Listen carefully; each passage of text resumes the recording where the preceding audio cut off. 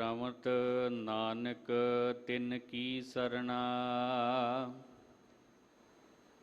ਜਿਨ ਤੂ ਨਾਹੀ ਵੀਸਰਿਆ। ਜਪ ਤਪ ਸੰਜਮ ਧਰਮ ਨਾ ਕਮਾਇਆ। ਸੇਵਾ ਸਾਧ ਨਾ ਜਾਣਿਆ ਹਰ ਰਾਇਆ। ਕਹੋ ਨਾਨਕ ਹਮ ਨੀਚ ਕਰਮਾ। ਸਰਣ ਪਰਿ ਕੀ ਰਾਖਹੁ ਸਰਮਾ। ਤੋਸੋ ਨਾ ਨਾਥ ਅਨਾਥ ਨਾ ਮੋਸਰ। ਤੋਸੋ ਨਾ ਦਾਨੀ ਨਾ ਮੋਸੋ ਭਿਖਾਰੀ। ਮੋਸੋ ਨਾ ਦੀਨ ਦਇਆਲ ਨਾ ਤੋਸਰ। ਮੋਸੋ ਅਗਿਆਨ ਨਾ ਤੋਸੋ ਬੇਚਾਰੀ। ਮੋਸੋ ਨਾ ਪਤਤ ਪਾਵਨ ਨਾ ਤੋਸਰ।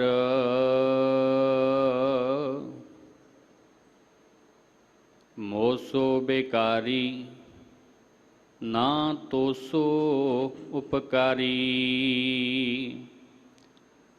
ਮੇਰੇ ਹੈ ਔਗਣ ਤੂੰ ਗੁਣ ਸਾਗਰ।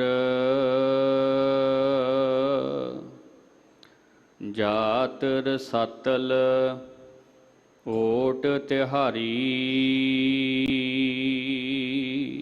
ਸੋ ਕਹੋ ਟਲ ਗੁਰ ਸੇਵੀਐ ਸਹਿਜ ਸੁਭਾਏ। ਦਰਸ਼ਨ ਪਰਸੈ ਗੁਰੂ ਕੈ ਜਨਮ ਮਰਨ ਦੁਖ ਜਾਏ। ਸਤਨਾਮ ਸ੍ਰੀ ਵਾਹਿਗੁਰੂ ਸਾਹਿਬ ਜੀ। ਗੁਜਰੀ ਸ੍ਰੀ ਰਵਿਦਾਸ ਜੀ ਕੇ ਪਦੇ ਘਰ ਤੀਜਾ। ਇਕ ਓੰਕਾਰ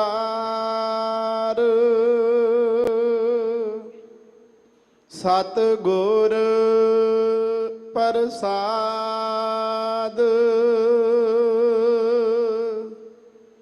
ਦੂਧ ਤਾਂ ਬਸ਼ਰੈ ਥਨਹੁ ਬੇਟਾਰਿਓ। ਫੂਲ ਭਵਰ ਜਲ ਮੀਨ ਬਿਗਾਰਿਓ। ਦੂਧ ਤਾਂ ਬਸ਼ਰੈ ਥਨਹੁ ਬੇਟਾਰਿਓ। ਫੂਲ ਭਵਰ ਜਲ ਮੀਨ ਬਿਗਾਰਿਓ। ਮਾਈ ਗੋਬਿੰਦ ਪੂਜਾ ਕਹਾਂ ਲੈ ਚਰਾਵੋ। ਅਵਰ ਨਾ ਫੂਲ ਅਨੂਪਨ ਪਾਵੋ। ਰਹਾਉ ਮੈਂ ਲਾਗਰ ਬੇਰੇ ਹੈ ਭਯੰਗਾ। ਬਿਖ ਅੰਮ੍ਰਿਤ ਬਸ ਹੈ ਇੱਕ ਸੰਗਾ। ਧੂਪ ਦੀਪ ਨਈ ਬੇਦਹਿ ਬਾਸਾ। ਕੈਸੇ ਪੂਜ ਕਰਹਿ ਤੇਰੀ ਦਾਸਾ। ਤਨ ਮਨ ਅਰਪਉ ਪੂਜ ਚਰਾਵੋ। ਗੁਰ ਪ੍ਰਸਾਦ ਨਿਰੰਜਨ ਪਾਵੋ। ਪੂਜਾ ਅਰਚਾ ਆਹੇ ਨਾ ਤੋਰੀ। ਕਹਿ ਰਵਿਦਾਸ ਕਵਨ ਗਤ ਮੋਰੀ ਪੂਜਾ ਅਰਚਾ ਆਹੇ ਨਾ ਤੋਰੀ ਕਹਿ ਰਵਿਦਾਸ ਕਵਨ ਗਤ ਮੋਰੀ।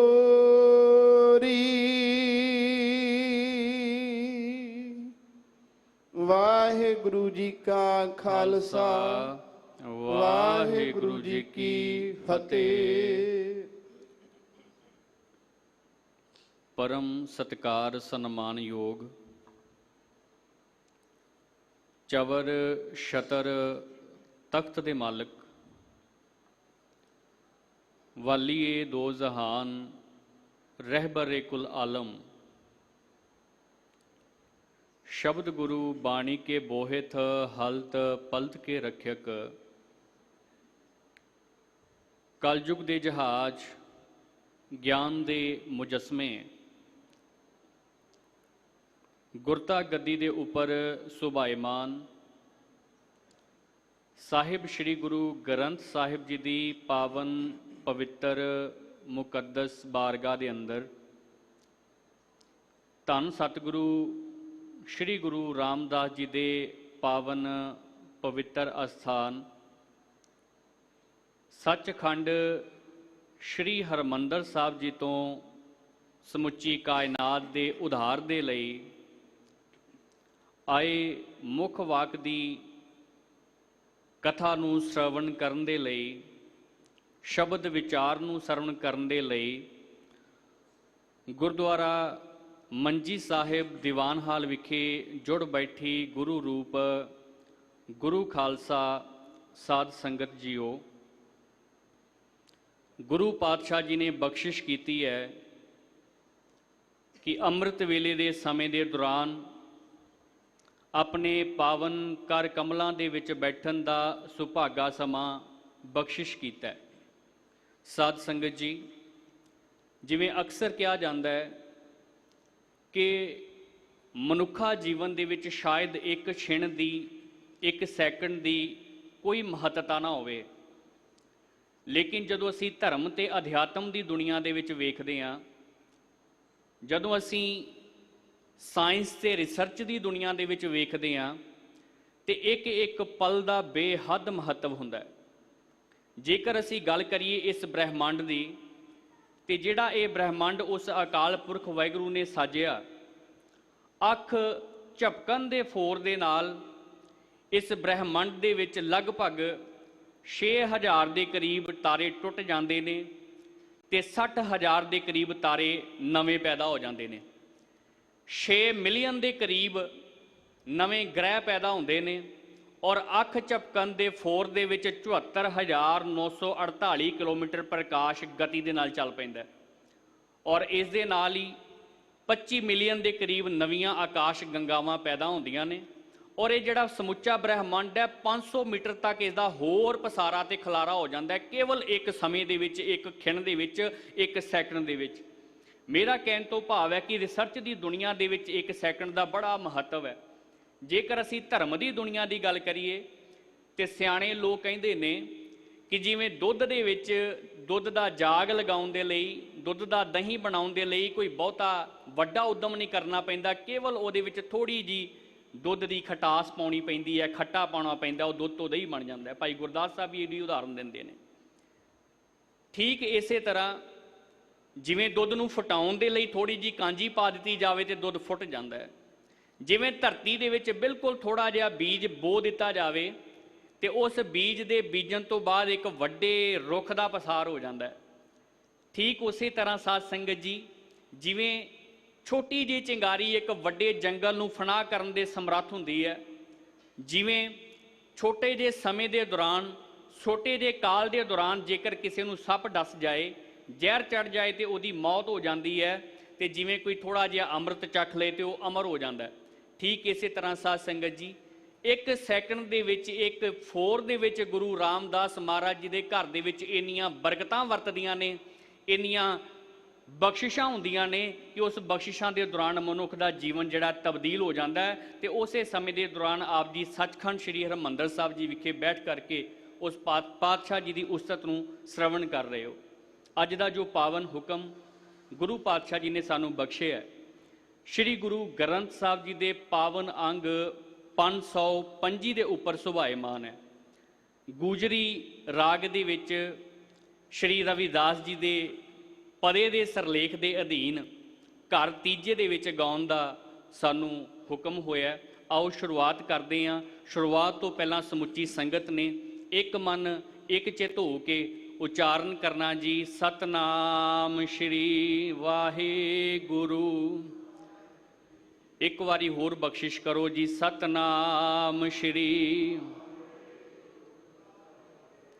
ਸਤਨਾਮ ਸ੍ਰੀ ਵਾਹਿਗੁਰੂ ਸਾਹਿਬ ਜੀ। ਗੁਜਰੀ ਸ੍ਰੀ ਰਵਿਦਾਸ ਜੀ ਕੇ ਪਦੇ ਘਰ ਤੀਜਾ। ਗੁਜਰੀ ਰਾਗ ਦੇ ਵਿੱਚ ਭਗਤ ਰਵਿਦਾਸ ਮਹਾਰਾਜ ਜੀ ਦਾ ਇਹ ਪਦ ਹੈ ਔਰ ਇਸ ਨੂੰ ਤੀਸਰੇ ਘਰ ਦੇ ਵਿੱਚ ਗਾਇਨ ਕਰਨ ਦਾ ਹੁਕਮ ਹੈ ਜੀ। ਇੱਕ ਓੰਕਾਰ ਸਤਿਗੁਰ ਪ੍ਰਸਾਦ। ਇੱਕ ਓੰਕਾਰ ਵਾਹਿਗੁਰੂ ਅਕਾਲ ਪੁਰਖ ਸਤਿਗੁਰੂ ਦੀ ਕਿਰਪਾ ਦੇ ਨਾਲ ਪ੍ਰਾਪਤ ਹੁੰਦਾ ਹੈ। ਦੂਧ ਤਾਂ ਬਸ਼ਰੈ ਥਨਹੁ ਬੇਟਾਰਿਓ। ਇਸ ਸ਼ਬਦ ਦੇ ਵਿੱਚ ਭਗਤ ਸਾਹਿਬ ਜੀ ਨੇ ਧਰਮ ਦੀ ਦੁਨੀਆ ਦੇ ਵਿੱਚ ਕੁਝ ਅਜਿਹੇ ਪ੍ਰਚਲਨ ਜਿਹੜੀਆਂ ਪੱਕੀਆਂ ਰਵਾਇਤਾਂ ਅਤੇ ਰੀਤਾਂ ਬਣ ਗਈਆਂ ਸਨ ਔਰ ਮਨੁੱਖ ਦੇ ਅੰਤःਕਰਨ ਦੇ ਵਿੱਚ ਇਹ ਗੱਲਾਂ ਪਰਪੱਕ ਹੋ ਚੁੱਕੀਆਂ ਸਨ ਕਿ ਜੇਕਰ ਧਰਮ ਦੇ ਕਾਰਜ ਇਸ ਤਰੀਕੇ ਦੇ ਨਾਲ ਨਹੀਂ ਕੀਤੇ ਜਾਣਗੇ ਤੇ ਸ਼ਾਇਦ ਸਾਡੀ ਜਿਹੜੀ ਪੂਜਾ ਹੈ, ਸਾਡੀ ਜਿਹੜੀ ਪਰਮਾਤਮਾ ਦੀ ਬੰਦਗੀ ਹੈ, ਉਹ ਪੂਰਨ ਨਹੀਂ ਹੋ ਸਕਦੀ। ਭਗਤ ਸਾਹਿਬ ਜੀ ਦੇ ਸਮੇਂ, ਜਿਸ ਸਮੇਂ ਆਗਮਨ ਹੁੰਦਾ ਹੈ ਭਗਤ ਰਵਿਦਾਸ ਜੀ ਦਾ, ਉਸ ਸਮੇਂ ਭਾਰਤ ਦੇ ਹਾਲਾਤ ਕੁਝ ਅਜਿਹੇ ਸਨ। ਵਰਨ ਵੰਡ ਦੇ ਵਿੱਚ ਸਮਾਜਿਕ ਵਿਵਸਥਾ ਸੀ, ਸਮਾਜਿਕ ਅਵਸਥਾ ਸੀ ਔਰ ਧਰਮ ਦੀ ਦੁਨੀਆ ਦੇ ਵਿੱਚ ਬਹੁਤ ਸਾਰੇ ਪਖੰਡਾਂ ਦਾ ਪ੍ਰਚਲਨ ਸੀ। ਭਗਤ ਸਾਹਿਬ ਜੀ ਦੀ ਕ੍ਰਾਂਤੀਕਾਰੀ ਸੋਚ ਨੇ ਉਹਨਾਂ ਪਖੰਡਾਂ ਦਾ ਖੰਡਨ ਕੀਤਾ ਔਰ ਇੱਕ ਅਕਾਲ ਪੁਰਖ ਵਾਹਿਗੁਰੂ ਦੇ ਨਾਮ ਦੇ ਨਾਲ ਜੁੜਨ ਦੀ ਪ੍ਰੇਰਨਾ ਕੀਤੀ। ਭਗਤ ਸਾਹਿਬ ਜੀ ਪਹਿਲੀ ਪੰਕਤੀ ਦੇ ਵਿੱਚ ਬਖਸ਼ਿਸ਼ ਕਰਦੇ ਨੇ, ਕਹਿੰਦੇ ਦੂਧ ਤਾਂ ਬਛਰੈ ਥਨਹ ਬਿਟਾਰਿਓ, ਕਿ ਜੇਕਰ ਮਨੁੱਖ ਇਹ ਸੋਚਦਾ ਹੈ ਕਿ ਪਰਮਾਤਮਾ ਨੂੰ ਸੁੱਚਾ ਦੁੱਧ ਚੜਾਇਆ ਜਾਵੇਗਾ ਤੇ ਉਸ ਦੇ ਨਾਲ ਪਰਮਾਤਮਾ ਖੁਸ਼ ਹੋਵੇਗਾ, ਪਰ ਕਹਿਣ ਲੱਗੇ ਤੂੰ ਇਹ ਨਹੀਂ ਜਾਣਦਾ ਕਿ ਤੇਰੇ ਉਸ ਦੁੱਧ ਚੜਾਉਣ ਤੋਂ ਪਹਿਲਾਂ ਉਸ ਦੁੱਧ ਨੂੰ ਬਛੜੇ ਨੇ, ਗਾਂ ਦੇ ਬਛੜੇ ਨੇ ਉਸ ਨੂੰ ਜੂਠਾ ਕੀਤਾ ਹੋਇਆ। ਉਹ ਦੁੱਧ ਸੁੱਚਾ ਨਹੀਂ ਹੈ। ਹਜੇ ਵੀ ਤੂੰ ਇਸ ਗੱਲ ਦੇ ਵਿੱਚ ਪਚਿਆ ਹੋਇਆ ਹੈ ਕਿ ਕੇਵਲ ਪਰਮਾਤਮਾ ਸੁਚਮਤਾ ਦੇ ਨਾਲ ਮਿਲ ਸਕਦਾ ਹੈ। ਗੁਰੂ ਨਾਨਕ ਪਾਤਸ਼ਾਹ ਜੀ ਦੀ ਜਦੋਂ ਅਸੀਂ ਬਾਣੀ ਪੜ੍ਹਦੇ ਹਾਂ ਤੇ ਪਾਤਸ਼ਾਹ ਜੀ ਨੇ ਉਦਾਹਰਨ ਦਿੱਤੀ ਹੈ ਪਾਂਡੇ ਦੀ। ਮਹਾਰਾਜ ਕਹਿੰਦੇ ਪਾਂਡੇ ਐਸਾ ਬ੍ਰਹਮ ਵਿਚਾਰ, ਹੇ ਪਾਂਡੇ ਐਸੇ ਬ੍ਰਹਮ ਦੀ ਵਿਚਾਰ ਕਰ, ਨਾਮੇ ਸੁਚ ਨਾਮੋ ਪਰੋ ਨਾਮੇ ਚੱਜ ਆਚਾਰ। ਹੁਣ ਧਰਮ ਦੀ ਦੁਨੀਆ ਦੇ ਵਿੱਚ ਸਾਧ ਸੰਗਤ ਜੀ ਜਿਹੜੇ ਧਾਰਮਿਕ ਲੋਕ ਹੁੰਦੇ ਆ, ਇਹਨਾਂ ਦੇ ਲਈ ਇਹਨਾਂ ਤਿੰਨ ਚੀਜ਼ਾਂ ਦਾ ਹੋਣਾ ਬੇਹੱਦ ਜ਼ਰੂਰੀ ਹੁੰਦਾ। ਖਾਸ ਕਰਕੇ ਗੁਰੂ ਨਾਨਕ ਪਾਤਸ਼ਾਹ ਜੀ ਨੇ ਪੰਡਤ ਦੀ ਗੱਲ ਕੀਤੀ ਹੈ, ਪਾਂਡੇ ਐਸਾ ਬ੍ਰਹਮ ਵਿਚਾਰ, ਹੇ ਪਾਂਡੇ ਤੂੰ ਐਸੇ ਬ੍ਰਹਮ ਦੀ ਵਿਚਾਰ ਕਰ। ਕਿਹੜੇ ਬ੍ਰਹਮ ਦੀ? ਧਰਮ ਦੀ ਦੁਨੀਆ ਦੇ ਵਿੱਚ ਜਿਹੜੇ ਲੋਕ ਧਰਮ ਦੇ ਰਹਿਬਰ ਹੁੰਦੇ ਨੇ, ਧਰਮ ਦੇ ਆਗੂ ਹੁੰਦੇ ਨੇ, ਤਿੰਨ ਚੀਜ਼ਾਂ ਉਹਨਾਂ ਦੇ ਕੋਲੋਂ ਮਹੱਤਵਪੂਰਨ ਹੁੰਦੀਆਂ। ਪਹਿਲਾ ਜੀ ਸੁੱਚ, ਦੂਸਰਾ ਉਹਨਾਂ ਦੀ ਵਿਦਿਆ ਤੇ ਤੀਸਰਾ ਉਹਨਾਂ ਦਾ ਵਿਵਹਾਰ।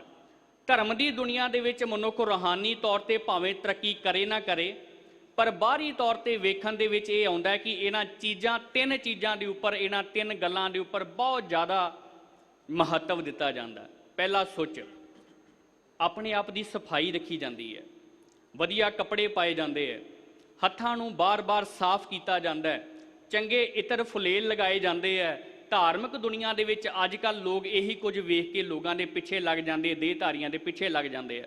ਲੇਕਿਨ ਗੁਰੂ ਨਾਨਕ ਪਾਤਸ਼ਾਹ ਕਹਿੰਦੇ ਆ, ਯਾਦ ਰੱਖੀ ਆ ਜਿਹੜੀ ਸੁੱਚ ਬਾਹਰੋਂ ਤੂੰ ਕੱਪੜਿਆਂ ਦੀ ਰੱਖੀ ਹੈ, ਆ ਜਿਹੜੀ ਸੁੱਚ ਬਾਹਰੋਂ ਤੂੰ ਸਰੀਰ ਦੀ ਰੱਖੀ ਹੈ, ਅੰਦਰ ਦੀ ਸੁੱਚ ਕੇਵਲ ਤਾਂ ਕੇਵਲ ਉਸ ਪਰਮਾਤਮਾ ਦੇ ਨਾਮ ਦੇ ਨਾਲ ਪ੍ਰਾਪਤ ਹੋ ਸਕਦੀ ਹੈ। ਬਾਹਰੀ ਤੌਰ ਤੇ ਆਪਣੇ ਆਪ ਨੂੰ ਜਿੰਨਾ ਮਰਜ਼ੀ ਤੂੰ ਸਵਾਰ ਲੈ, ਬਾਹਰੀ ਤੌਰ ਤੇ ਲੋਕਾਂ ਦੇ ਉੱਪਰ ਪ੍ਰਭਾਵ ਪਾਉਣ ਦੇ ਲਈ ਜਿੰਨੇ ਮਰਜ਼ੀ ਮਹਿੰਗੇ ਵਸਤਰ ਪਾ ਲੈ, ਬਾਹਰੀ ਤੌਰ ਤੇ ਭਾਵੇਂ ਤੂੰ ਵਧੀਆ ਇਤਰ ਗੁਲੇਲ ਛਿੜਕ ਲੈ ਆਪਣੇ ਉੱਪਰ, ਜਿਸ ਤਰ੍ਹਾਂ ਦਾ ਵੀ ਆਪਣਾ ਜਿਹੜਾ ਵਿਵਹਾਰ ਕਰ ਲੈ, ਆਪਣੇ ਵਸਤਰ ਕਰ ਲੈ, ਪਰ ਚੇਤਾ ਰੱਖੀ ਅੰਦਰ ਦੀ ਸੁੱਚ ਕੇਵਲ ਤਾਂ ਕੇਵਲ ਨਾਮ ਨਾਲ ਪ੍ਰਾਪਤ ਹੁੰਦੀ ਹੈ। ਦੂਸਰਾ ਜੀ, ਨਾਮੇ ਸੁੱਚ ਨਾਮੋਂ ਪੜ੍ਹੋ। ਹੁਣ ਧਾਰਮਿਕ ਦੁਨੀਆ ਦੇ ਵਿੱਚ ਜਿਹੜੇ ਪੰਡਤ ਤੇ ਵਿਦਵਾਨ ਹੁੰਦੇ ਆ, ਇਹਨਾਂ ਨੂੰ ਕਿਤਾਬਾਂ ਨੂੰ ਬਹੁਤ ਪੜ੍ਹਨਾ ਪੈਂਦਾ, ਇਹਨਾਂ ਨੂੰ ਲਾਇਬ੍ਰੇਰੀਆਂ ਨੂੰ ਬਹੁਤ ਪੜ੍ਹਨਾ ਪੈਂਦਾ, ਇਹਨਾਂ ਨੂੰ ਪੁਸਤਕਾਂ ਨੂੰ ਬਹੁਤ ਪੜ੍ਹਨਾ ਪੈਂਦਾ। ਗੁਰੂ ਨਾਨਕ ਪਾਤਸ਼ਾਹ ਜੀ ਨੇ ਆ ਜਿਹੜੀਆਂ 3 ਮਹੱਤਵਪੂਰਨ ਗੱਲਾਂ ਨੇ ਨਾ ਜੀ ਧਰਮ ਦੀ ਦੁਨੀਆ ਦੇ ਵਿੱਚ, ਇਹਨਾਂ ਤਿੰਨਾਂ ਨੂੰ ਆਧਾਰ ਬਣਾ ਕੇ ਮਨੁੱਖ ਨੂੰ ਸਮਝਾਇਆ ਹੈ ਕਿ ਬਾਹਰੀ ਤੌਰ ਤੇ ਤੂੰ ਜਿੰਨੀ ਮਰਜ਼ੀ ਸੁਚਮਤਾ ਵੇਖ ਲੈ, ਬਾਹਰੀ ਤੌਰ ਤੇ ਜਿੰਨਾ ਮਰਜ਼ੀ ਤੂੰ ਵਿਦਵਾਨ ਬਣ ਲੈ, ਪਰ ਅੰਦਰ ਦੀ ਗੱਲ ਨਾਮ ਦੇ ਨਾਲ ਹੋਣੀ ਹੈ। ਮਹਾਰਾਜ ਜੀ ਕਹਿੰਦੇ ਨਾਮੇ ਸੁੱਚ ਨਾਮੋਂ ਪੜ੍ਹੋ। ਜੇਕਰ ਤੂੰ ਵਿਦਿਆ ਪ੍ਰਾਪਤ ਕਰਨੀ ਹੈ, ਤੂੰ ਵੱਡੀਆਂ ਲਾਇਬ੍ਰੇਰੀਆਂ ਦੇ ਵਿੱਚ ਜਾਣਾ ਜੀ ਸਦਕੇ, ਤੂੰ ਵੱਡੀਆਂ ਪੁਸਤਕਾਂ ਨੂੰ ਗ੍ਰੰਥਾਂ ਨੂੰ ਪੜ੍ਹਦਾ ਜੀ ਸਦਕੇ, ਤੈਨੂੰ ਬਹੁਤ ਸਾਰੇ ਵਿਦਵਾਨਾਂ ਦੇ ਨਾਮ ਯਾਦ ਨੇ ਜੀ ਸਦਕੇ। ਜਦੋਂ ਤੂੰ ਕੋਈ ਗੱਲਬਾਤ ਕਰਦਾ ਹੈ, ਆਪਣੀ ਵਿਦਿਆ ਦਾ ਪ੍ਰਭਾਵ ਇਸ ਕਦਰ ਦੂਸਰਿਆਂ ਦੇ ਉੱਪਰ ਪਾ ਦਿੰਦਾ ਹੈ ਜੀ ਸਦਕੇ। ਪਰ ਮਾਰੇ ਕਹਿੰਦੇ ਚੇਤਾ ਰੱਖੀ ਜਿਹੜੀ ਅੰਦਰ ਦੀ ਸੁੱਚ ਹੈ ਨਾ, ਉਹ ਕੇਵਲ ਤਾਂ ਕੇਵਲ ਨਾਮ ਦੇ ਨਾਲ ਪ੍ਰਾਪਤ ਹੋਣੀ ਹੈ। ਅੰਦਰ ਦੀ ਪੜ੍ਹਾਈ ਤੇਰੀ ਤਾਂ ਸਮਰੱਥਾਵਾਨ ਹੈ, ਅੰਦਰ ਦੀ ਪੜ੍ਹਾਈ ਤੇਰੀ ਤਾਂ ਮੁਬਾਰਕ ਹੈ ਜੇਕਰ ਤੇਰੇ ਅੰਦਰ ਨਾਮ ਦੀ ਕੋਈ ਚਿਣਗ ਹੋਵੇਗੀ। ਨਾਮੇ ਸੁੱਚ ਨਾਮੋਂ ਪੜ੍ਹੋ, ਨਾਮੇ ਚੱਜ ਆਚਾਰ। ਤੀਸਰਾ ਹੁੰਦਾ ਜੀ ਬੰਦੇ ਦਾ ਵਿਵਹਾਰ। ਧਰਮ ਦੀ ਦੁਨੀਆ ਦੇ ਵਿੱਚ ਬਾਹਰੋਂ ਲੋਕ ਇਹ ਦੱਸਣ ਦੀ ਕੋਸ਼ਿਸ਼ ਕਰਦੇ ਹੈ, ਮੇਰੇ ਵਰਗੇ, ਕਿ ਅਸੀਂ ਬੜੇ ਨਿਮਰਤਾ ਦੇ ਵਿੱਚ ਹਾਂ, ਅਸੀਂ ਬੜੇ ਨਿਰਮਾਣ ਹਾਂ। ਬੋਲ ਵੀ ਇੰਨੇ ਧੀਮੇ ਬੋਲਣਗੇ ਕਿ ਅਗਲੇ ਬੰਦੇ ਦੇ ਮਨ ਨੂੰ ਪਹੁੰਚ ਜਾਂਦੇ ਕਿ ਸੱਚਮੁੱਚ ਬੰਦਾ ਬੇਹੱਦ ਵਿਨਮਰ ਹੈ। ਪਰ ਮਹਾਰਾਜ ਕਹਿੰਦੇ ਬਾਹਰੋਂ ਤੂੰ ਜਿੰਨਾ ਮਰਜ਼ੀ ਪ੍ਰਪੰਚ ਕਰ ਲੈ, ਜਿਹੜੀ ਤੇਰੇ ਅੰਦਰ ਦੀ ਗੱਲ ਹੈ ਨਾ, ਅੰਦਰ ਦਾ ਚੱਜ ਆਚਾਰ ਕੇਵਲ ਤਾਂ ਕੇਵਲ ਨਾਮ ਦੇ ਨਾਲ ਜਿਹੜਾ ਹੈ ਉਹ ਸਹੀ ਹੋ ਸਕਦਾ ਹੈ। ਨਾਮ ਹੀ ਉਹਦੇ ਤੇਰੀ ਵਡਿਆਈ ਕਰਾ ਸਕਦਾ ਹੈ, ਤੇਰਾ ਵੱਡਪਣ ਬਣਾ ਸਕਦਾ ਹੈ। ਇਸ ਕਰਕੇ ਨਾਮ ਦੇ ਵੱਲ ਧਿਆਨ ਦੇ। ਮਹਾਰਾਜ ਜੀ ਨੇ ਨਾ ਬਾਣੀ ਦੇ ਵਿੱਚ ਇੱਕ ਹੋਰ ਜਗ੍ਹਾ ਜ਼ਿਕਰ ਕੀਤਾ ਹੈ, ਸੁਚਮ ਦੀ ਗੱਲ ਹੋ ਰਹੀ ਹੈ ਕਿ ਦੁੱਧ ਤਾਂ ਬਛੜੈ ਥਨਹੁ ਬਿਟਾਰਿਓ। ਦੁੱਧ ਨੂੰ ਬਛੜੇ ਨੇ ਜੂਠਾ ਕਰ ਦਿੱਤਾ ਹੈ। ਮਹਾਰਾਜ ਜੀ ਕਹਿੰਦੇ ਕਈ ਵਾਰੀ ਮਨੁੱਖ ਇਸ ਤਰ੍ਹਾਂ ਆਪਣੇ ਸਰੀਰ ਨੂੰ ਸੁੱਚਾ ਕਰਨ ਦੀ ਕੋਸ਼ਿਸ਼ ਕਰਦਾ ਹੈ। ਮਹਾਰਾਜ ਜੀ ਕਹਿੰਦੇ ਸੂਚੇ ਇਹ ਨਾ ਆਖੀਐ ਬਹਿ ਜੇ ਪਿੰਡਾ ਧੋਏ, ਸੂਚੇ ਸੇਈ ਨਾਨਕਾ ਜਿਨ ਮਨ ਵਸਿਆ ਸੋਏ। ਬਾਹਰੋਂ ਸੁਚਮਤਾ ਦਾ ਫਾਇਦਾ ਵੀ ਹੈ, ਪਰ ਇਹ ਨਾ ਹੋਵੇ ਕੇਵਲ ਤਾਂ ਕੇਵਲ ਬਾਹਰ ਦੀ ਸੁਚਮਤਾ ਹੀ ਰਹਿ ਜਾਏ ਤੇ ਅੰਦਰੋਂ ਜਿਹੜਾ ਪ੍ਰਭੂ ਦਾ ਨਾਮ ਹੈ ਉਹ ਕੇਵਲ ਤਾਂ ਕੇਵਲ ਤੇਰੇ ਲਈ ਇੱਕ ਭੇਖ ਹੋਵੇ, ਤੇਰੇ ਲਈ ਇੱਕ ਭਰਮ ਹੋਵੇ। ਭਾਈ ਗੁਰਦਾਸ ਸਾਹਿਬ ਨੂੰ ਜਦੋਂ ਅਸੀਂ ਪੜ੍ਹਦੇ ਆ ਨਾ, ਭਾਈ ਗੁਰਦਾਸ ਸਾਹਿਬ ਨੇ ਕਿਹਾ ਕਿ ਇਸ ਦੁਨੀਆ ਦੇ ਵਿੱਚ ਵਾਹਦ ਇੱਕ ਸਮਰੱਥਾਵਾਨ ਇਨਸਾਨ ਅਜਿਹਾ ਹੈ ਜਿਹੜਾ ਭਰਮ ਤੋਂ ਰਹਿਤ ਹੋ ਕੇ ਜਿਉਂਦਾ ਹੈ। ਉਹ ਭਾਈ ਸਾਹਿਬ ਜੀ ਨੇ ਕਿਹਾ ਕਿ ਉਹ ਗੁਰਮੁਖ ਹੈ। ਹੁਣ ਭਗਤ ਰਵਿਦਾਸ ਮਹਾਰਾਜ ਉਹ ਗੁਰਮੁਖ ਨੇ ਜਿਹੜੇ ਆਪ ਭਰਮ ਦੇ ਵਿੱਚ ਨਹੀਂ ਜੀ ਰਹੇ, ਭਰਮ ਤੋਂ ਰਹਿਤ ਹੋ ਕੇ ਜੀ ਰਹੇ ਨੇ, ਔਰ ਦੁਨੀਆ ਦੇ ਭਰਮ ਨੂੰ ਤੋੜਨ ਦੇ ਲਈ ਇੰਨੇ ਮਹਾਰਾਜ ਜੀ ਦੀ ਬਾਣੀ ਨੂੰ ਉਹਨਾਂ ਨੇ ਉਚਾਰਨ ਕੀਤਾ, ਇੰਨੇ ਬਾਕਮਾਲ ਸ਼ਬਦ, ਇੰਨੇ ਬਾਕਮਾਲ ਅਲਫਾਜ਼ ਸਾਡੀ ਝੋਲੀ ਦੇ ਵਿੱਚ ਪਾਏ। ਭਾਈ ਗੁਰਦਾਸ ਜੀ ਨੇ 3 ਉਦਾਹਰਨਾਂ ਦਿੱਤੀਆਂ ਨੇ ਜੀ। ਇਹ ਤਿੰਨੇ ਜਿਹੜੇ ਜੀਵ ਨੇ ਭਰਮ ਦੇ ਵਿੱਚ ਨੇ। ਜਿਵੇਂ ਇਨਸਾਨ ਭਰਮ ਦੇ ਵਿੱਚ ਹੈ ਨਾ ਕਿ ਦੁੱਧ ਮੈਂ ਸੁੱਚਾ ਮੂਰਤੀ ਦੇ ਉੱਪਰ ਚੜਾਵਾਂਗਾ, ਦੁੱਧ ਮੈਂ ਸੁੱਚਾ ਆਪਣੇ ਦੇਵ ਦੁਆਰੇ ਦੇਵਾਂਗਾ, ਪਰ ਕਹਿੰਦੇ ਉਹ ਕੇਵਲ ਸੁਚਮਤਾ ਦੇਖਦਾ, ਇਹ ਨਹੀਂ ਵੇਖਦਾ ਕਿ ਇਸ ਦੁੱਧ ਨੂੰ ਪਹਿਲਾਂ ਬਛੜੇ ਨੇ ਜਿਹੜਾ ਉਹ ਜੂਠਾ ਕੀਤਾ ਹੋਇਆ। ਭਾਈ ਗੁਰਦਾਸ ਜੀ ਨੇ ਇਹ ਅਜਿਹੇ ਮਨੁੱਖ ਦੀ ਉਦਾਹਰਨ ਦਿੰਦਿਆਂ ਹੋਇਆਂ ਆਪਣੀਆਂ ਰਚਨਾਵਾਂ ਦੇ ਵਿੱਚ 3 ਉਦਾਹਰਨਾਂ ਦਿੱਤੀਆਂ ਨੇ। ਭਾਈ ਗੁਰਦਾਸ ਜੀ ਪਹਿਲੀ ਉਦਾਹਰਨ ਦਿੰਦੇ ਨੇ ਸਾਧ ਸੰਗਤ ਜੀ ਹਿਰਨ ਦੀ, ਦੂਸਰੀ ਉਦਾਹਰਨ ਦਿੰਦੇ ਨੇ ਮੇਂਢਕ ਦੀ ਜਿਹਨੂੰ ਡੱਡੂ ਕਹਿੰਦੇ ਆ, ਤੇ ਤੀਸਰੀ ਉਦਾਹਰਨ ਭਾਈ ਗੁਰਦਾਸ ਜੀ ਦਿੰਦੇ ਆ ਜੀ ਸੱਪ ਦੀ। ਪਹਿਲੀ ਉਦਾਹਰਨ ਦੇ ਵਿੱਚ ਭਾਈ ਗੁਰਦਾਸ ਸਾਹਿਬ ਕਹਿੰਦੇ ਆ ਮਨ ਮ੍ਰਿਗ ਮਦ ਅਛਤ ਅੰਤਰਗਤ ਭੂਲਿਓ ਭ੍ਰਮ ਫਿਰਤ ਖੋਜਤ ਬਨ ਮਾਹੀ ਜੀ। ਭਰਮ ਦੀ ਗੱਲ ਹੈ, ਜਿਵੇਂ ਮਨੁੱਖ ਭਰਮ ਦੇ ਵਿੱਚ ਹੈ ਕਿ ਦੁੱਧ ਸੁੱਚਾ ਹੈ, ਤੇ ਕਹਿੰਦੇ ਇਸੇ ਤਰ੍ਹਾਂ ਹਿਰਨ ਵੀ ਇੱਕ ਭਰਮ ਦੇ ਵਿੱਚ ਹੁੰਦਾ। ਉਹ ਭਰਮ ਦੇ ਵਿੱਚ ਹੁੰਦਾ ਮਨ ਮ੍ਰਿਗ। ਕਹਿੰਦੇ ਭਾਈ ਗੁਰਦਾਸ ਜੀ ਨੇ ਉਦਾਹਰਨ ਦਿੱਤੀ, ਆ ਜਿਹੜਾ ਤੇਰਾ ਮਨ ਹੈ ਨਾ ਇਹ ਹਿਰਨ ਵਰਗਾ ਹੈ। ਹਿਰਨ ਦੇ ਨਾਲ ਇਸ ਦੀ ਤਸ਼ਬੀਹ ਦਿੱਤੀ ਹੈ, ਕਿਉਂਕਿ ਹਿਰਨ ਜਦ ਤੁਸੀਂ ਵੇਖਦੇ ਹੋ ਨੈਸ਼ਨਲ ਜਿਓਗ੍ਰਾਫਿਕ ਦੇ ਉੱਪਰ, ਡਿਸਕਵਰੀ ਚੈਨਲ ਦੇ ਉੱਪਰ, ਜਾਂ ਜੇਕਰ ਕਿਸੇ ਨੇ ਜੰਗਲ ਦੀ ਜ਼ਿਆਰਤ ਕੀਤੀ ਹੋਵੇ, ਹਿਰਨ ਜਦੋਂ ਦੌੜਦਾ ਹੈ, ਭੱਜਦਾ, ਬੜੀਆਂ ਕਮਾਲ ਦੀਆਂ ਚੁੰਗੀਆਂ ਭਰਦਾ, ਔਰ ਇਤੋਂ ਤੱਕ ਵੀ ਕਿਹਾ ਜਾਂਦਾ 15-20 ਮੀਟਰ ਦੀ ਚੁੰਗੀ ਮਾਰ ਕੇ ਹਿਰਨ ਅੱਖ ਦੇ ਫੋਰ ਦੇ ਨਾਲ ਉਹ ਛੂ ਮੰਤਰ ਹੋ ਜਾਂਦਾ, ਦੌੜ ਜਾਂਦਾ। ਭਾਈ ਸਾਹਿਬ ਕਹਿੰਦੇ ਇਹ ਤੇਰਾ ਜਿਹੜਾ ਮਨ ਹੈ ਨਾ, ਇਹ ਵੀ ਭਰਮ ਦੇ ਵਿੱਚ ਹੈ। ਯਾਦ ਰੱਖੀ, ਭੱਜਦਾ ਫਿਰਦਾ ਇਹ ਵੀ ਹਿਰਨ ਦੇ ਵਾਂਗੂ ਹੈ।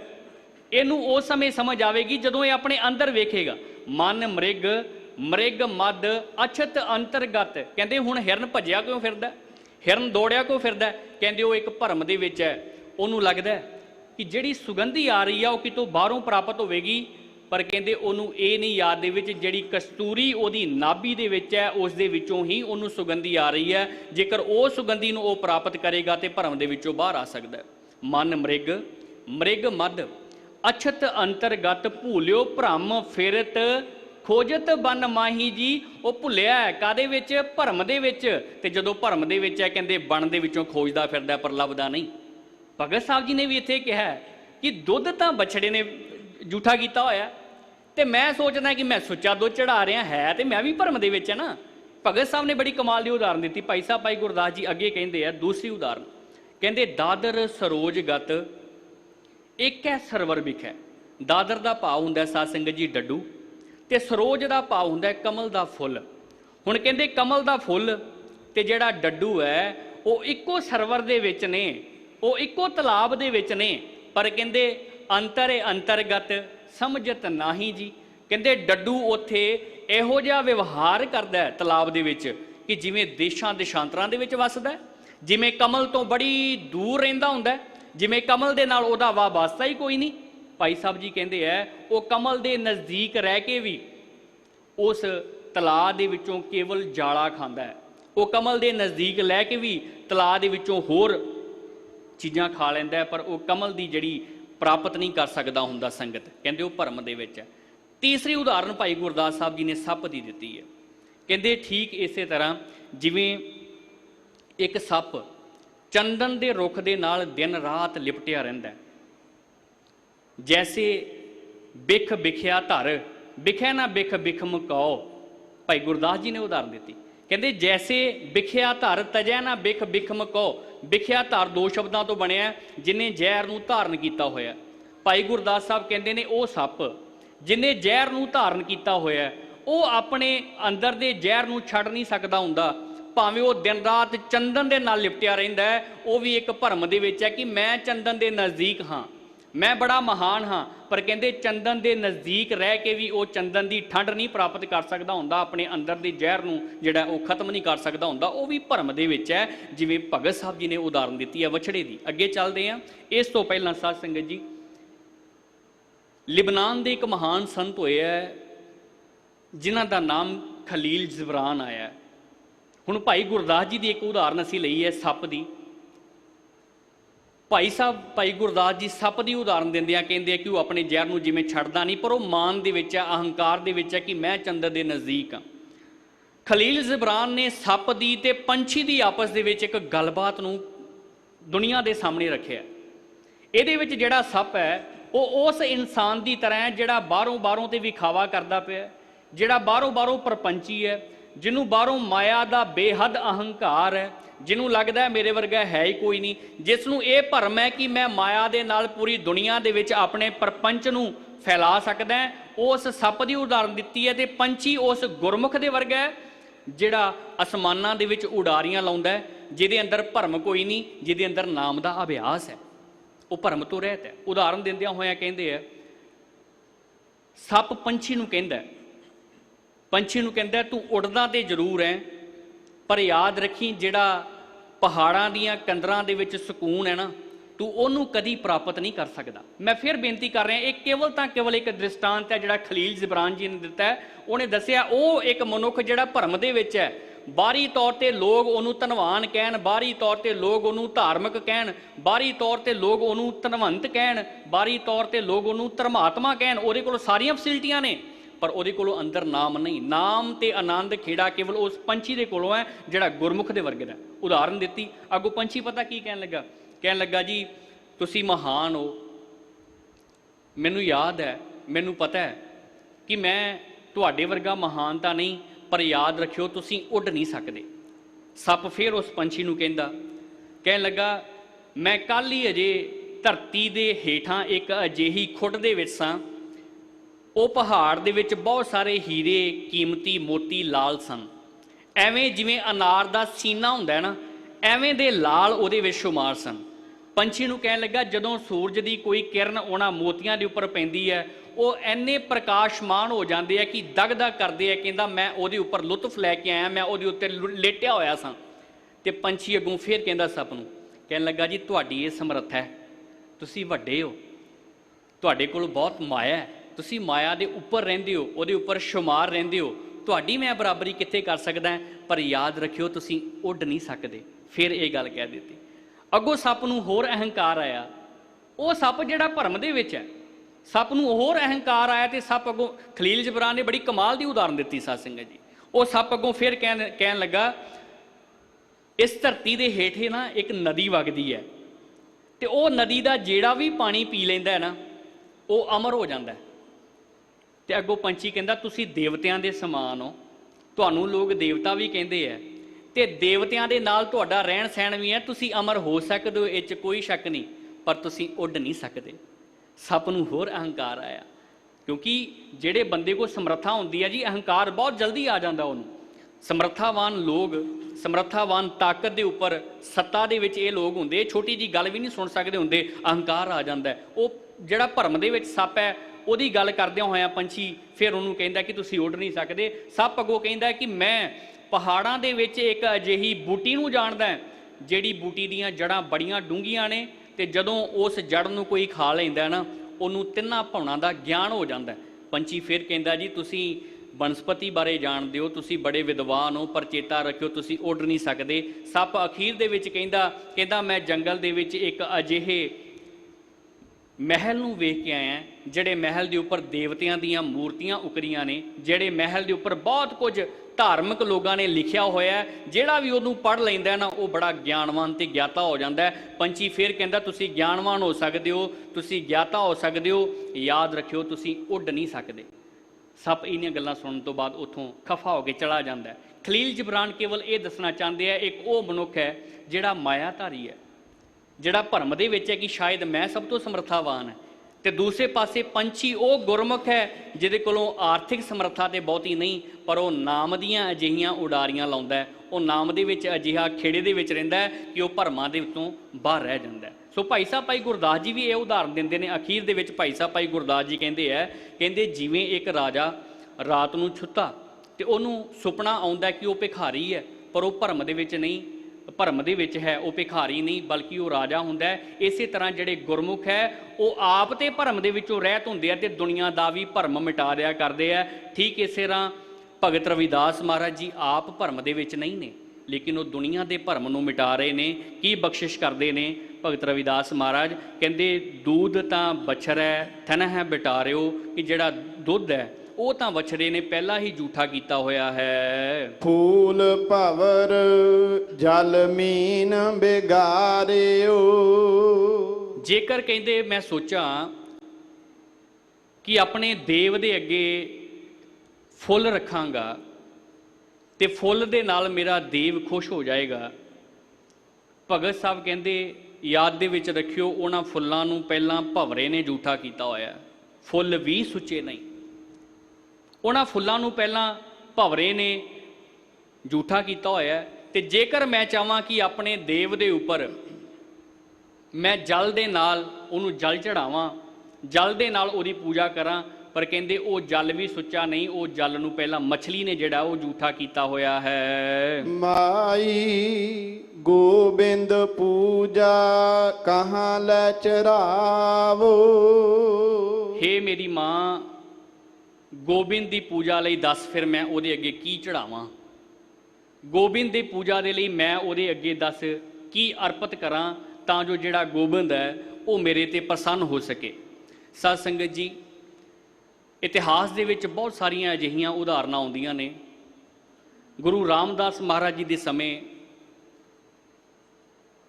ਭਾਈ ਸੋਮਾ ਜੀ ਹੋਏ ਨੇ, ਬੜੇ ਗਰੀਬ ਪਰਿਵਾਰ ਦੇ ਸਨ।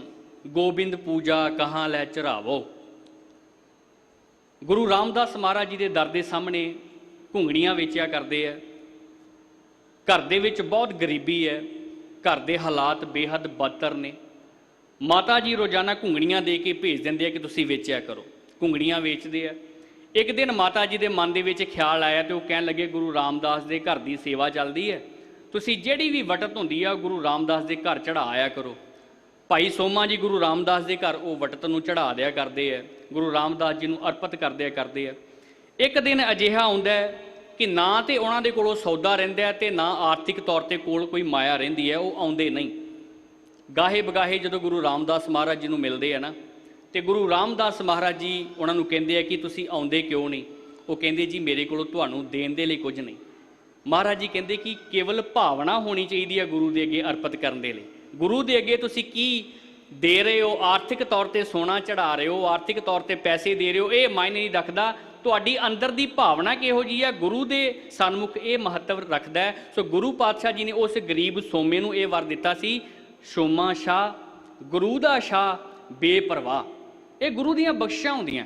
ਉਹ ਬੇਪਰਵਾਹ ਹੋ ਗਿਆ ਕਿ ਕੀ ਚੜਾਉਣਾ ਹੈ ਗੁਰੂ ਦੇ ਅੱਗੇ। ਗੁਰੂ ਦੇ ਅੱਗੇ ਆਪਣਾ ਤਨ ਮਨ ਚੜਾਉਣਾ ਪੈਂਦਾ ਹੈ, ਗੁਰੂ ਦੇ ਅੱਗੇ ਆਪਣਾ ਭਾਵ ਚੜਾਉਣਾ ਪੈਂਦਾ ਹੈ। ਭਾਈ ਸਾਹਿਬ ਭਾਈ ਗੁਰਦਾਸ ਜੀ ਨੇ ਇੱਕ ਬੜੀ ਸੋਹਣੀ ਉਦਾਹਰਨ ਦਿੱਤੀ ਹੈ। ਭਾਈ ਸਾਹਿਬ ਜੀ ਕਹਿੰਦੇ ਹੈ, ਸਤਿਗੁਰ ਸੇਵਾ ਭਾਏ ਪ੍ਰਾਣ ਪੂਜੈ ਕਰੈ ਸਿੱਖ, ਸਰਬ ਨਿਧਾਨ ਅਗਰ ਭਾਗ ਲਿਵ ਲਾਵਈ। ਗੁਰੂ ਦੇ ਅੱਗੇ ਚੜਾਉਣਾ ਕੀ ਹੈ? ਜਿਵੇਂ ਭਗਤ ਰਵਿਦਾਸ ਮਹਾਰਾਜ ਕਹਿ ਰਿਹਾ ਹੈ, ਮਾਈ ਗੋਬਿੰਦ ਪੂਜਾ ਕਹਾਂ ਲੈ ਚੜਾਵੋ। ਹੇ ਮਾਂ, ਗੋਬਿੰਦ ਦੀ ਪੂਜਾ ਦੇ ਲਈ ਮੈਂ ਉਹਦੇ ਅੱਗੇ ਕੀ ਅਰਪਿਤ ਕਰਾਂ? ਭਾਈ ਸਾਹਿਬ ਭਾਈ ਗੁਰਦਾਸ ਜੀ ਨੇ ਬੜੀ ਸੋਹਣੀ ਉਦਾਹਰਨ ਦਿੱਤੀ ਹੈ। ਉਹ ਕਹਿੰਦੇ ਸਤਿਗੁਰੂ ਸੇਵਾ ਭਾਏ ਪ੍ਰਾਣ ਪੂਜਾ ਕਰੈ ਸਿੱਖ। ਸਤਿਗੁਰੂ ਦੀ ਦੇ ਸਨਮੁਖ ਆਪਣੇ ਪ੍ਰਾਣਾਂ ਦੇ ਨਾਲ ਸਿੱਖ ਸੇਵਾ ਕਰੇ। ਪਰ ਕਹਿੰਦੇ ਯਾਦ ਰੱਖਿਓ, ਸਰਬ ਨਿਧਾਨ ਅਗਰ ਭਾਗ ਲਿਵ ਲਾਵਈ। ਕਹਿੰਦੇ ਜਿੰਨੇ ਵੀ ਦੁਨੀਆ ਦੇ ਖਜ਼ਾਨੇ ਨੇ, ਜਿੰਨੇ ਵੀ ਦੁਨੀਆ ਦੇ ਨਿਧਾਨ ਨੇ, ਉਹ ਹੱਥ ਜੋੜ ਕੇ ਨਾ ਅਗਰ ਭਾਗ ਹੋ ਕੇ ਲਿਵ ਲਾ ਕੇ ਉਹ ਸਿੱਖ ਦੇ ਅੱਗੇ ਖੜੇ ਹੋ ਜਾਂਦੇ ਆ। ਸਤ ਸੰਗਤ, ਭਰਮ ਦੀ ਗੱਲ ਇਸ ਦੇ ਵਿੱਚ ਹੋ ਰਹੀ ਹੈ। ਮੈਂ ਕੇਵਲ ਇੱਕ ਛੋਟੀ ਜਿਹੀ ਉਦਾਹਰਨ ਦੇਣੀ ਚਾਹਾਂਗਾ। ਮੌਜੂਦਾ ਦੌਰ ਜਦੋਂ ਅਸੀਂ ਪੰਜਾਬ ਦਾ ਵੇਖਦੇ ਹਾਂ ਤੇ ਅਸੀਂ ਵੀ ਇੱਕ ਭਰਮ ਦੇ ਵਿੱਚ ਜੀ ਰਹੇ ਹਾਂ। ਮੈਨੂੰ ਮਾਫ ਕਰ ਦਿਓ, ਇੱਕ ਬੇਨਤੀ ਤੁਹਾਡੇ ਚਰਨਾਂ ਦੇ ਵਿੱਚ ਕਰਨ ਲੱਗਾ। ਉਹ ਭਰਮ ਇਹ ਹੈ ਕਿ ਸ਼ਾਇਦ ਅਸੀਂ ਆਰਥਿਕ ਤੌਰ ਤੇ ਮਜ਼ਬੂਤ ਹੋ ਕੇ ਤਾਂ ਹੀ ਸਾਡੀ ਤਰੱਕੀ ਹੈ, ਸਿੱਖੀ ਨਾਲ ਸਾਨੂੰ ਕੋਈ ਵਾਹ ਵਾਸਤਾ ਨਹੀਂ। ਆਰਥਿਕ ਤੌਰ ਤੇ ਸੁੱਖ, ਪਦਾਰਥਕ ਸੁੱਖ ਮਾਣਨ ਦੇ ਲਈ ਅਸੀਂ ਸਿੱਖੀ ਨੂੰ ਤਲਾਂਜਲੀ ਦੇ ਰਹੇ ਹਾਂ। ਔਰ ਸਿੱਖੀ ਨੂੰ ਤਲਾਂਜਲੀ ਦੇਣ ਦਾ ਕਾਰਨ ਹੀ ਹੈ ਕਿ ਸਾਡਾ ਸਮਾਜ ਜਿਹੜਾ ਹੈ ਉਹ ਲਗਾਤਾਰ ਨਿਘਾਰ ਵਾਲੇ ਪਾਸੇ ਜਾ ਰਿਹਾ। ਇੱਕ ਅੰਗਰੇਜ਼ ਨੇ ਪੰਜਾਬ ਦੇ ਹਾਲਾਤਾਂ ਦੇ ਉੱਪਰ ਰਿਸਰਚ ਕੀਤੀ। ਉਹਨੇ 3 ਪ੍ਰਮੁੱਖ ਕਾਰਨ ਗਿਣਾਏ ਕਿ ਪੰਜਾਬ ਦੇ ਹਾਲਾਤ ਕਿਉਂ ਆ। ਮੈਂ ਬੇਨਤੀ ਕਰਨ ਲੱਗਾ, ਆਪਣੇ ਗੁਰਸਿੱਖ ਵੀਰਾਂ ਨੂੰ ਜਦੋਂ ਵੇਖਦੇ ਹਾਂ ਕਿ ਨਸ਼ਿਆਂ ਦੇ ਵਿੱਚ ਗਲਤਾਨ ਨੇ, ਆਪਣੇ ਸਿੱਖ ਵੀਰਾਂ ਨੂੰ ਜਦੋਂ ਵੇਖਦੇ ਹਾਂ ਕਿ ਸਿਰਾਂ ਦੇ ਉੱਪਰ ਦਸਤਾਰੇ ਨੇ ਪਰ ਵਹਿਮਾਂ ਭਰਮਾਂ ਦੇ ਵਿੱਚ ਪਏ ਹੋਏ ਕਬਰਾਂ ਮਜ਼ਾਰਾਂ ਦੇ ਉੱਪਰ ਜਾਂਦੇ ਨੇ, ਉਦੋਂ ਵੇਖ ਕੇ ਬੜਾ ਦੁੱਖ ਹੁੰਦਾ ਕਿ ਇਹ ਕਿਹੜੇ ਭਰਮ ਦੇ ਵਿੱਚ ਨੇ। ਭਗਤ ਸਾਹਿਬ ਜੀ ਨੇ ਵੀ ਤੇ ਭਰਮ ਦੇ ਤੋੜਨ ਦੀ ਗੱਲ ਕੀਤੀ ਹੈ ਨਾ ਜੀ। ਉਹ ਕਿਹੜੇ ਭਰਮ ਦੇ ਵਿੱਚ ਨੇ? ਉਸ ਅੰਗਰੇਜ਼ ਨੇ ਰਿਸਰਚ ਕੀਤੀ ਪੰਜਾਬ ਦੀ ਧਰਤੀ ਤੇ ਉਸਨੇ 3 ਪ੍ਰਮੁੱਖ ਕਾਰਨ ਦੱਸੇ। ਪਹਿਲਾ ਪ੍ਰਮੁੱਖ ਕਾਰਨ ਹੈ ਜੀ ਪੰਜਾਬੀ ਬੋਲੀ, ਸਾਡੀ ਜਿਹੜੀ ਭਾਸ਼ਾ ਹੈ। ਸਿਆਣੇ ਕਹਿੰਦੇ ਨੇ ਵੀ ਜਿਹੜੀਆਂ ਸੰਸਾਰ ਦੇ ਉੱਪਰ ਕੌਮਾਂ ਨੇ ਨਾ, ਉਹਦੇ ਵਿੱਚ ਕੇਵਲ 5% ਅਜਿਹੀਆਂ ਕੌਮਾਂ ਨੇ ਜਿਹੜੀਆਂ ਬਾਹਰੀ ਹਮਲੇ ਜਾਂ ਕੁਦਰਤੀ ਆਫਤਾਂ ਦੇ ਨਾਲ ਖਤਮ ਹੋਈਆਂ। 95% ਕੌਮਾਂ ਉਹ ਨੇ ਜਿਨ੍ਹਾਂ ਨੇ ਆਪਣਾ ਸਿਧਾਂਤ ਭੁਲਾ ਦਿੱਤਾ, ਜਿਨ੍ਹਾਂ ਨੇ ਆਪਣੀਆਂ ਰਵਾਇਤਾਂ ਭੁਲਾ ਦਿੱਤੀਆਂ, ਜਿਹੜੀਆਂ ਆਪਣੇ ਵਿਰਸੇ ਨੂੰ ਭੁੱਲ ਗਈਆਂ। ਅਜੋਕੇ ਸਮੇਂ ਦੇ ਦੌਰਾਨ ਉਹ ਜਦੋਂ ਅੰਗਰੇਜ਼ ਨੇ ਰਿਸਰਚ ਕੀਤੀ ਤੇ ਪਹਿਲਾਂ ਉਹਨੇ ਵੇਖਿਆ ਵੀ ਸਿੱਖਾਂ ਦੇ ਘਰਾਂ ਦੇ ਵਿੱਚੋਂ ਨਾ ਪੰਜਾਬੀ ਲਗਾਤਾਰ ਖਤਮ ਹੋ ਰਹੀ ਹੈ। ਇਹ ਸੱਚ ਹੈ ਜੀ। ਪੰਜਾਬੀ ਬੋਲਣ ਦੇ ਵਿੱਚ ਅਸੀਂ ਸ਼ਰਮ ਮਹਿਸੂਸ ਕਰਦੇ ਹਾਂ, ਗੁਰਮੁਖੀ ਪੜ੍ਹਨ ਦੇ ਵਿੱਚ ਅਸੀਂ ਸ਼ਰਮ ਮਹਿਸੂਸ ਕਰਦੇ ਹਾਂ। ਇਹਦੇ ਨਾਲ ਸੰਬੰਧਿਤ ਇੱਕ ਛੋਟੀ ਜਿਹੀ ਬੇਨਤੀ ਤੁਹਾਡੇ ਚਰਨਾਂ ਦੇ ਵਿੱਚ ਕਰਨ ਲੱਗਾ। ਅਕਸਰ ਮੈਂ ਸੰਗਤ ਦੇ ਨਾਲ ਇਹ ਬੇਨਤੀ ਕਰਦਾ ਹੁੰਦਾ, ਸਿੱਖ ਪੰਥ ਦੇ ਮਹਾਨ ਵਿਦਵਾਨ ਭਾਈ ਸਾਹਿਬ ਭਾਈ ਪਿੰਦਰਪਾਲ ਸਿੰਘ ਜੀ ਮਹਾਰਾਜ, ਉਹਨਾਂ ਨੂੰ ਸਿਹਤਯਾਬੀ ਬਖਸ਼ੇ, ਚੜ੍ਹਦੀ ਕਲਾ ਬਖਸ਼ੇ, ਇਸੇ ਤਰ੍ਹਾਂ ਸੰਗਤ ਦੀਆਂ ਉਹ ਸੇਵਾਵਾਂ ਕਰਦੇ ਰਹਿਣ। ਇੱਕ ਵਾਰ ਉਹਨਾਂ ਦੇ ਨਾਲ ਔਰੰਗਾਬਾਦ ਵਿਖੇ ਸੀ, ਅਸੀਂ ਇਕੱਠੇ ਬੈਠੇ ਹੋਏ ਤੇ ਭਾਈ ਸਾਹਿਬ ਜੀ ਨੂੰ ਇੱਕ ਮੈਂ ਸਵਾਲ ਕੀਤਾ, ਕਿਉਂਕਿ ਇਹਦੇ ਨਾਲ ਸੰਬੰਧਿਤ ਗੱਲ ਹੈ ਤਾਂ ਮੈਂ ਤੁਹਾਡੇ ਨਾਲ ਸਾਂਝੀ ਕਰਨ ਲੱਗਾ। ਭਾਈ ਸਾਹਿਬ ਜੀ ਨੂੰ ਮੈਂ ਇੱਕ ਸਵਾਲ ਕੀਤਾ, ਮੈਂ ਕਿਹਾ ਭਾਈ ਸਾਹਿਬ ਕਿੰਨਾ ਅਰਸਾ ਹੋ ਗਿਆ ਤੁਹਾਨੂੰ ਸਿੱਖ ਪੰਥ ਦੀ ਸੇਵਾ ਕਰਦੇ ਆ? ਭਾਈ ਸਾਹਿਬ ਭਾਈ ਪਿੰਦਰਪਾਲ ਸਾਹਿਬ ਕਹਿਣ ਲੱਗੇ ਜੀ ਲਗਭਗ 30 ਸਾਲ ਤੋਂ ਜ਼ਿਆਦਾ ਹੋ ਗਏ ਨੇ ਮੈਨੂੰ ਸਿੱਖ ਪੰਥ ਦੀ ਸੇਵਾ, ਕਥਾ ਦੇ ਨਾਲ, ਸ਼ਬਦ ਵਿਚਾਰ ਦੇ ਨਾਲ, ਸੰਗਤ ਨੂੰ ਗੁਰਬਾਣੀ ਦੇ ਨਾਲ ਜੋੜਦੇ ਆ। ਤੇ ਮੈਂ ਉਹਨਾਂ ਨੂੰ ਪੁੱਛਿਆ, ਮੈਂ ਕਿਹਾ ਗਿਆਨੀ ਜੀ ਜੇਕਰ ਇਹਨਾਂ 30 ਸਾਲਾਂ ਦੀ ਕਥਾ ਦਾ ਨਿਚੋੜ ਤੁਸੀਂ ਕੇਵਲ 2 ਲਫ਼ਜ਼ਾਂ ਦੇ ਵਿੱਚ ਸਾਂਝਾ ਕਰਨਾ ਹੋਵੇ ਤੇ ਤੁਸੀਂ ਕੀ ਕਹਿਣਾ ਚਾਹੋਗੇ? ਭਾਈ ਸਾਹਿਬ ਜੀ ਕਹਿਣ ਲੱਗੇ ਸਵਾਲ ਤਾਂ ਵਰਿਆਮ ਸਿੰਘ ਇਹ ਜਟਲ ਹੈ, ਲੇਕਿਨ ਇਹਦਾ ਮੈਂ ਸਵਾਲ ਦਾ ਜਵਾਬ ਦਿਆਂਗਾ। ਮੈਂ ਉਹ ਗੱਲ ਕਰ ਰਿਹਾ ਕਿ ਅੰਗਰੇਜ਼ ਨੇ 3 ਚੀਜ਼ਾਂ ਦੱਸੀਆਂ ਕਿ ਅਸੀਂ ਖੁਆਰ ਕਿਉਂ ਹੋ ਰਹੇ ਹਾਂ। ਅਸੀਂ ਭਰਮ ਦੇ ਵਿੱਚ ਹਾਂ ਕਿ ਸ਼ਾਇਦ ਸ਼ਾਨੋ ਸ਼ੌਕਤ ਦੇ ਨਾਲ, ਬਹੁਤੀ ਪੈਸਾ ਆਰਥਿਕਤਾ ਬਣਾਉਣ ਦੇ ਨਾਲ ਅਸੀਂ ਸਾਡੀ ਤਰੱਕੀ ਹੁੰਦੀ ਹੈ, ਲੇਕਿਨ ਗੁਰੂ ਗ੍ਰੰਥ ਸਾਹਿਬ ਦੇ ਅਨੁਸਾਰ, ਧਰਮ ਦੇ ਅਨੁਸਾਰ ਅੰਦਰ ਦੀ ਤਰੱਕੀ ਨਾਮ ਦੇ ਨਾਲ ਹੈ। ਅੰਦਰ ਦੀ ਤਰੱਕੀ, ਅੰਦਰ ਅਧਿਆਤਮਕ ਤਰੱਕੀ ਅੰਦਰ ਦੇ ਖੇੜੇ ਨਾਲ ਹੈ। ਸੋ ਭਾਈ ਸਾਹਿਬ ਕਹਿਣ ਲੱਗੇ, ਜੇਕਰ ਮੈਂ ਕਹਾਂ ਨਾ 2 ਸ਼ਬਦਾਂ ਦੇ ਵਿੱਚ ਕਹਿਣਾ ਹੋਵੇ ਕਿ ਸਾਰੀ ਕਥਾ ਦਾ ਨਿਚੋੜ ਕੀ ਹੈ, ਤੇ ਭਾਈ ਸਾਹਿਬ ਜੀ ਕਹਿਣ ਲੱਗੇ ਹਰੇਕ ਸਿੱਖ ਦੇ ਬੱਚੇ ਨੂੰ ਗੁਰਮੁਖੀ ਆਉਣੀ ਚਾਹੀਦੀ ਹੈ, ਊੜਾ ਐੜਾ ਆਉਣਾ ਚਾਹੀਦਾ। ਦੂਸਰਾ, ਹਰੇਕ ਸਿੱਖ ਦੇ ਘਰ ਦੇ ਵਿੱਚ ਸਹਿਜ ਪਾਠ ਚੱਲਦਾ ਰਹਿਣਾ ਚਾਹੀਦਾ। ਇਹ ਉਹਨਾਂ ਦੀ ਸਾਰੀ ਕਥਾ ਦਾ ਨਿਚੋੜ, 32 ਸਾਲ ਦੀ ਕਥਾ ਦਾ ਉਹ ਕਹਿ ਰਹੇ ਨਿਚੋੜ ਹੈ ਕਿ ਇਹ ਹੋਣਾ ਚਾਹੀਦਾ। ਲੇਕਿਨ ਅੱਜ ਦੇ ਸਮੇਂ 'ਚ ਪੰਜਾਬੀ ਨਾਲੋਂ, ਆਪਣੀ ਭਾਸ਼ਾ ਦੇ ਨਾਲੋਂ ਜਦੋਂ ਅਸੀਂ ਟੁੱਟਾਂਗੇ, ਇਹ ਵੀ ਸਾਡੇ ਖੁਆਰ ਹੋਣ ਦਾ ਕਾਰਨ ਹੈ। ਦੂਸਰਾ ਉਹਨੇ ਜਿਹੜਾ ਵੇਖਿਆ ਜੀ, ਉਹ ਕਹਿਣ ਲੱਗਾ ਪੰਜਾਬ ਦੇ ਚੌਬਰ, ਪੰਜਾਬ ਦੇ ਗੱਭਰੂ, ਇੱਥੋਂ ਦੀ ਆਬੋ ਹਵਾ ਇਹੋ ਜਿਹੀ ਆ ਕਿ ਇਹਨਾਂ ਹਮੇਸ਼ਾ ਦੁਸ਼ਮਣਾਂ ਦੇ ਮੂੰਹ ਮੋੜੇ ਨੇ, ਇਹ ਹਮੇਸ਼ਾ ਜ਼ੁਲਮ ਦੇ ਖਿਲਾਫ ਖਲੋਂਦੇ ਰਹੇ ਨੇ, ਇਹਨਾਂ ਕਦੀ ਝੂਠ ਦਾ ਸਾਥ ਨਹੀਂ ਦਿੱਤਾ। ਇਹ ਆਪ ਤਾਂ ਮਰ ਗਏ, ਇਹ ਆਪ ਤਾਂ ਬੋਟੀ ਹੋ ਗਏ, ਇਹ ਆਪ ਤਾਂ ਕੱਟੇ ਗਏ। ਹਮੇਸ਼ਾ ਇਹਨਾਂ ਦਾ ਮੂੰਹ ਸੱਚ ਵੱਲ ਰਿਹਾ, ਇਹ ਸੱਚ ਨਾਲ ਖੜਦੇ ਰਹੇ ਆ। ਕਾਰਨ ਕਹਿੰਦਾ ਇਹਨਾਂ ਦੇ ਵਿੱਚ ਸਿੱਖੀ ਸੀ, ਪਰ ਅੱਜ ਇਹ ਸਿੱਖੀ ਤੋਂ ਵੀ ਮੁਨਕਰ ਹੋ ਰਹੇ ਆ, ਸਿੱਖੀ ਤੋਂ ਦੂਰ ਜਾ ਰਹੇ ਆ, ਆਪਣੇ ਧਰਮ ਤੋਂ ਦੂਰ ਜਾ ਰਹੇ ਆ। ਬਹੁਤ ਸਾਰੇ ਇਹੋ ਜਿਹੀਆਂ ਘਟਨਾਵਾਂ ਸਾਡੇ ਸਮਾਜ ਦੇ ਵਿੱਚ ਵਾਪਰਦੀਆਂ ਨੇ, ਜਦੋਂ ਵੇਖਣ ਨੂੰ ਮਿਲਦਾ ਕਿ ਇਹ ਪੰਜਾਬ ਦੇ ਵਿੱਚ ਅਜਿਹੀਆਂ ਗੱਲਾਂ ਵਾਪਰ ਰਹੀਆਂ। ਹੈਰਾਨੀ ਦੀ ਗੱਲ ਹੁੰਦੀ ਹੈ ਸਾਧ ਸੰਗਤ ਜੀ, ਧਰਮ ਦੇ ਨਾਲੋਂ ਟੁੱਟਣ ਦੀ। ਇੱਕ ਤਾਂ ਹੁੰਦਾ ਨਾ ਕਿ ਲੋਕਾਂ ਨੂੰ ਨਸ਼ੇ ਦੇ ਤੋਂ ਬਚਾ ਲੈਣਾ, ਪਰ ਜਿੱਥੇ ਸਰਕਾਰਾਂ ਆਪ ਔਰਤਾਂ ਵਾਸਤੇ ਠੇਕੇ ਖੋਲ੍ਹਦੀਆਂ ਹੋਣ, ਉੱਥੇ ਕਿਵੇਂ ਬਚਾਇਆ ਜਾ ਸਕਦਾ? ਇਹ ਤੁਸੀਂ ਭੁੱਲ ਜਾਓ ਕਿ ਤੁਹਾਨੂੰ ਬਚਾਉਣ ਦੇ ਲਈ ਬਾਹਰੋਂ ਕੋਈ ਆਵੇਗਾ, ਤੁਹਾਨੂੰ ਆਪਣਾ ਭਰਮ ਇਹ ਕੱਢਣਾ ਪਵੇਗਾ, ਆਪਣੇ ਘਰਾਂ ਦੇ ਵਿੱਚ ਪੰਜਾਬੀ ਲੈ ਕੇ ਆਉਣੀ ਪਵੇਗੀ, ਆਪਣੇ ਘਰਾਂ ਦੇ ਵਿੱਚ ਗੁਰਮਤ ਲੈ ਕੇ ਆਉਣੀ ਪਵੇਗੀ। ਤੀਸਰਾ ਉਹਨੇ ਦੱਸਿਆ ਜੀ ਕਾਰਨ, ਜਿਹੜਾ ਸਭ ਤੋਂ ਵੱਡਾ, ਕਿਰਤ। ਆ 3 ਕਾਰਨ ਉਹਨੇ ਦੱਸਿਆ ਪੰਜਾਬ ਦੇ ਖੁਆਰ ਹੋਣ ਦੇ, ਕਿ ਸਾਡਾ ਨੌਜਵਾਨ ਖੁਆਰ ਕਿਉਂ ਹੋ ਰਿਹਾ। ਕਿਰਤ ਕੋਈ ਨਹੀਂ ਕਰਨਾ ਚਾਹੁੰਦਾ, ਅਮੀਰ ਸਾਰੇ ਹੋਣੇ ਚਾਹੁੰਦੇ ਆ। ਕਿਰਤ ਕੋਈ ਨਹੀਂ ਕਰਨਾ ਚਾਹੁੰਦਾ, ਸੁਖੀ ਸਾਰੇ ਹੋਣਾ ਚਾਹੁੰਦੇ ਆ।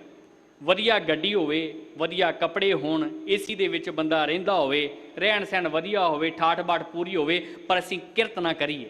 ਕਿਰਤ ਤੋਂ ਅਸੀਂ ਮੂੰਹ ਮੋੜ ਰਹੇ ਹਾਂ। ਲੇਕਿਨ ਭਗਤ ਪ੍ਰੋਫੈਸਰ ਪੂਰਨ ਸਿੰਘ ਜੀ ਅਕਸਰ ਕਿਹਾ ਕਰਦੇ ਸਨ, ਜਿਹੜੇ ਕਿਰਤੀ ਹੁੰਦੇ ਆ ਅਸਲ ਦੇ ਵਿੱਚ ਉਹ ਸਾਧੂ ਹੁੰਦੇ ਆ, ਕਿਉਂਕਿ ਕਿਰਤੀ ਆਪਣੀ ਕਿਰਤ ਦੇ ਵਿੱਚ ਇੰਨਾ ਜ਼ਿਆਦਾ ਖੁੱਭ ਜਾਂਦਾ ਹੈ, ਇੰਨਾ ਜ਼ਿਆਦਾ ਰੁੱਝ ਜਾਂਦਾ ਹੈ ਕਿ ਉਹਨੂੰ ਹੋਰ ਦੁਨਿਆਵੀ ਕੰਮਾਂ ਦੇ ਲਈ ਕੋਈ ਫੁਰਸਤ ਨਹੀਂ ਹੁੰਦੀ। ਇਸ ਕਰਕੇ ਅਜੋਕੇ ਸਮੇਂ ਦੇ ਵਿੱਚ ਇਸ ਭਰਮ ਤੋਂ ਬਾਹਰ ਆਈਏ ਸਾਧ ਸੰਗਤ, ਸਿੱਖੀ ਦੇ ਨਾਲ ਜੁੜੀਏ, ਗੁਰਮੁਖੀ ਦੇ ਨਾਲ ਜੁੜੀਏ, ਆਪਣੇ ਧਰਮ ਦੇ ਨਾਲ, ਆਪਣੀ ਕਿਰਤ ਦੇ ਨਾਲ ਜੁੜੀਏ। ਸੋ ਇਹ ਭਰਮ ਜਿੰਨੀ ਦੇਰ ਸਾਡਾ ਟੁੱਟਦਾ ਨਹੀਂ ਨਾ, ਇਸ ਤੋਂ ਬਿਨਾਂ ਗੁਰੂ ਖੁਸ਼ ਨਹੀਂ ਹੋ ਸਕਦਾ।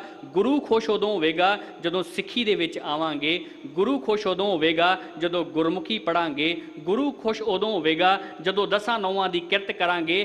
ਠੀਕ ਭਗਤ ਸਾਹਿਬ ਵੀ ਆਪਣੀ ਮਾਤਾ ਜੀ ਨੂੰ ਇਹ ਬੇਨਤੀ ਕਰ ਰਹੇ ਆ, ਮਾਈ ਗੋਬਿੰਦ ਪੂਜਾ ਕਹਾਂ ਲੈ ਚੜਾਵੋ, ਹੇ ਮਾਂ ਹੁਣ ਗੋਬਿੰਦ ਦੇ ਅੱਗੇ ਮੈਂ ਕੀ ਅਰਪਣ ਕਰਾਂ ਤਾਂ ਜੋ ਗੋਬਿੰਦ ਖੁਸ਼ ਹੋ ਜਾਵੇ। ਆਵਰ ਨਾ ਫੂਲ ਅਨੂਪਨ ਪਾਵੋ। ਕਹਿੰਦੇ ਦੁਨੀਆ ਦੇ ਵਿੱਚ ਅਜਿਹਾ ਕੋਈ ਫੁੱਲ ਨਹੀਂ ਕਿ ਜਿਹੜੇ ਫੁੱਲ ਦੇ ਨਾਲ ਉਸ ਪਰਮਾਤਮਾ ਦੀ ਉਪਮਾ ਨੂੰ, ਅਨੂਪ ਪਰਮਾਤਮਾ ਨੂੰ ਪਾਇਆ ਜਾ ਸਕੇ। ਔਰ ਇੱਥੇ ਠਹਿਰਾਓ ਦਿੰਦੇ ਆ ਕਿ ਮਾਂ ਅਜਿਹੀ ਕਿਹੜੀ ਵਸਤੂ ਮੈਂ ਚੜਾਵਾਂ ਜਿਹਦੇ ਨਾਲ ਪਰਮਾਤਮਾ ਖੁਸ਼ ਹੋ ਜਾਏ। ਤੇ ਅਜਿਹਾ ਦੁਨੀਆ ਦੇ ਉੱਪਰ ਕੋਈ ਵਸਤੂ ਨਹੀਂ, ਕੋਈ ਫੁੱਲ ਨਹੀਂ ਜਿਹਦੇ ਨਾਲ ਉਸ ਪਰਮਾਤਮਾ ਨੂੰ ਪ੍ਰਾਪਤ ਕੀਤਾ ਜਾ ਸਕੇ। ਰਹਾਉ ਮੈਲਾ ਗਰ ਬੇਰੇ ਹੈ ਭਯੰਗਾ। ਸੱਪ ਕਹਿੰਦੇ ਮੈਲਾਗਰ ਦਾ ਭਾਵ ਹੁੰਦਾ ਹੈ ਚੰਦਨ ਦਾ ਰੁੱਖ। ਦੱਖਣ ਦੇ ਵਿੱਚ ਪਹਾੜ ਨੇ ਜਿਹਨੂੰ ਮੱਲਿਆ ਦੇ ਪਹਾੜ ਕਹਿੰਦੇ ਨੇ, ਮੱਲਿਆਗਿਰੀ ਤੋਂ ਮੈਲਾਗਰ ਪਹਾੜ ਸ਼ਬਦ ਬਣਦਾ। ਇੱਥੋਂ ਦੀ ਆਬੋ ਹਵਾ ਇਦਾਂ ਦੀ ਹੈ ਕਿ ਉੱਥੇ ਚੰਦਨ ਬਹੁਤ ਹੁੰਦਾ ਹੈ, ਹਵਾਵਾਂ ਦੇ ਵਿੱਚ ਮਹਿਕਾਂ ਹੁੰਦੀਆਂ ਨੇ, ਇਸ ਕਰਕੇ ਉਹਨਾਂ ਪਹਾੜਾਂ ਨੂੰ ਮੈਲਾਗਰ ਕਿਹਾ ਜਾਂਦਾ ਹੈ। ਹੁਣ ਮੈਲਾਗਰ ਦੇ ਜਿਵੇਂ ਪਹਿਲਾਂ ਵੀ ਉਦਾਹਰਨ ਭਾਈ ਗੁਰਦਾਸ ਜੀ ਦੀਆਂ ਰਚਨਾਵਾਂ ਦੇ ਵਿੱਚੋਂ ਆਪ ਜੀ ਨੂੰ ਦਿੱਤੀ ਹੈ, ਮੈਲਾਗਰ ਦੇ ਨਾਲ ਹਮੇਸ਼ਾ ਸੱਪ ਚੰਬੜਿਆ ਰਹਿੰਦਾ। ਪਰ ਜੇਕਰ ਭਗਤ ਸਾਹਿਬ ਕਹਿੰਦੇ ਆ ਕਿ ਮੈਂ ਸੋਚਾਂ ਕਿ ਮੈਲਾਗਰ ਲੈ ਕੇ, ਚੰਦਨ ਲੈ ਕੇ ਗੁਰੂ ਦੇ ਅੱਗੇ ਚੜਾ ਦਿਆਂ, ਚੰਦਨ ਲੈ ਕੇ ਦੇਵ ਦੇ ਅੱਗੇ ਚੜਾ ਦਿਆਂ, ਕਹਿੰਦੇ ਉਹਨੂੰ ਵੀ ਤਾਂ ਝੂਠਾ ਸੱਪ ਨੇ ਕੀਤਾ ਹੋਇਆ ਹੈ। ਬਿਖ ਅੰਮ੍ਰਿਤ ਬਸ ਹੈ ਇੱਕ ਸੰਗਾ।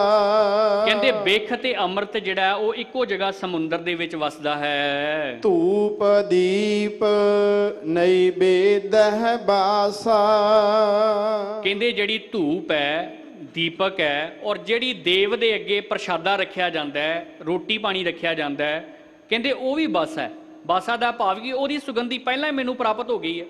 ਧੂਪ ਦੀ ਸੁਗੰਧੀ ਵੀ ਪਹਿਲਾਂ ਪ੍ਰਾਪਤ ਹੋ ਗਈ ਹੈ, ਦੀਪ ਦੀ ਸੁਗੰਧੀ ਵੀ ਪਹਿਲਾਂ ਪ੍ਰਾਪਤ ਹੋ ਗਈ ਹੈ, ਵਿਅੰਜਨਾਂ ਦੀ ਸੁਗੰਧੀ ਵੀ ਪਹਿਲਾਂ ਪ੍ਰਾਪਤ ਹੋ ਗਈ ਹੈ, ਤੇ ਉਹ ਫਿਰ ਸੁੱਚੇ ਕਿਵੇਂ ਰਹਿ ਗਏ? ਕੈਸੇ ਪੂਜ ਕਰਹਿ ਤੇਰੀ ਦਾਸਾ। ਕਹਿੰਦੇ ਫਿਰ ਤੇਰੀ ਪੂਜਾ ਇਹ ਦਾਸ ਕਿਵੇਂ ਕਰੇ? ਸਭ ਕੁਝ ਤਾਂ ਝੂਠਾ ਹੈ। ਦੁੱਧ ਵੀ ਝੂਠਾ ਹੈ ਜਿਹੜਾ ਬਛੜੇ ਨੇ ਝੂਠਾ ਕਰ ਦਿੱਤਾ, ਜਲ ਵੀ ਝੂਠਾ ਹੈ ਮਛਲੀ ਨੇ ਝੂਠਾ ਕਰ ਦਿੱਤਾ, ਫੁੱਲ ਵੀ ਝੂਠਾ ਹੈ ਭੌਰੇ ਨੇ ਝੂਠਾ ਕਰ ਦਿੱਤਾ, ਚੰਦਨ ਵੀ ਝੂਠਾ ਹੈ ਸੱਪ ਨੇ ਝੂਠਾ ਕਰ ਦਿੱਤਾ। ਪਰ ਕਹਿੰਦੇ ਕੀ ਤੇਰੇ ਦਰ ਦੇ ਉੱਪਰ ਅਜਿਹਾ ਸੌਂਪਾਂ ਤੈਨੂੰ, ਕੈਸੇ ਪੂਜ ਕਰੈ ਤੇਰੀ ਦਾਸਾ, ਤੇਰੀ ਪੂਜਾ ਦਾਸ ਕਿਵੇਂ ਕਰੇ? ਤਨ ਮਨ ਅਰਪਉ ਪੂਜ ਚਰਾਵੋ।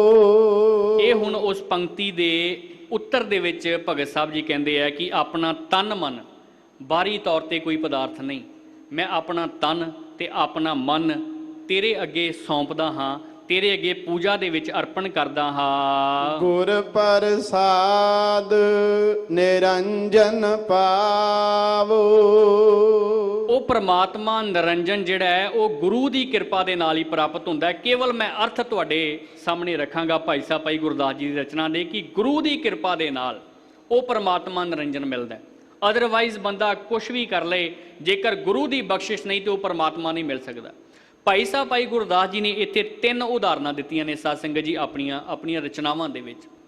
ਭਾਈ ਸਾਹਿਬ ਭਾਈ ਗੁਰਦਾਸ ਜੀ ਪਹਿਲੀ ਉਦਾਹਰਨ ਦਿੰਦੇ ਹੈ, ਕਹਿੰਦੇ ਜਿਵੇਂ ਪਵਨ ਹੈ ਤੇ ਚੰਦਨ ਹੈ, ਇਹਨਾਂ ਦੋਵਾਂ ਦਾ ਆਪਸ ਦੇ ਵਿੱਚ ਬੜਾ ਗੂੜਾ ਸੰਬੰਧ ਹੈ। ਕੇਵਲ ਮੈਂ ਉਦਾਹਰਨ ਸਾਂਝੀ ਕਰ ਰਿਹਾ ਸਮੇਂ ਨੂੰ ਵੇਖਦਿਆਂ ਹੋਇਆਂ। ਕਹਿੰਦੇ ਜਿਵੇਂ ਪੌਣ ਦਾ ਤੇ ਚੰਦਨ ਦਾ ਆਪਣੇ ਆਪ ਦੇ ਵਿੱਚ ਬਹੁਤ ਗੂੜਾ ਸੰਬੰਧ ਹੈ।